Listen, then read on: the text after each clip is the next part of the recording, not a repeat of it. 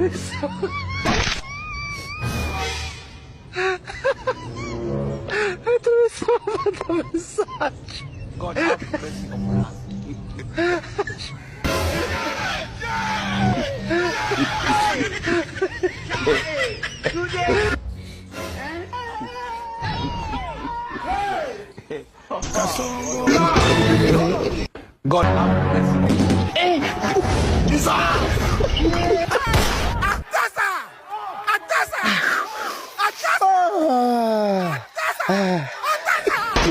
leo sija enjoy hata kidogo. Kwa nini tena na tumeshinda? Ama sija enjoy. Moja kuenjoy mwishoni baada ya final whistle.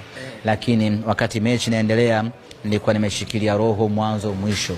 Yani nilikuwa niko ho he ha he. Nilikuwa anytime na danja mwanangu.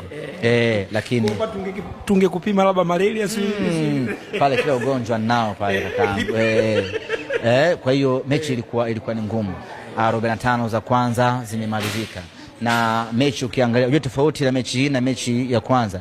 Mechi ya kwanza ile ya bila tulikuwa na total dominance. Haikuwa bahati yetu. Niwapongeze waamuzi, nimpongeze mwamuzi, amekuwa na mchezo mzuri, ameonyesha mfano namna gani waamuzi wanapaswa kuwa. Hakuweza kutoa kadi yoyote. Sio mtego, wala sio mtego. Kwa sababu ukisema mtego ni kwamba hajui. Anajua vizuri kwamba Young Africans ana hasira na yeye. Anajua vizuri kwamba Young Africans anamtamani Meja Isamuyo. Anajua vizuri kama yeye ameweza kushinda Zanzibar fainali, basi mimi naweza kwenda kumfunga Meja Isamuyo ama popote ambapo atataka kucheza na mimi.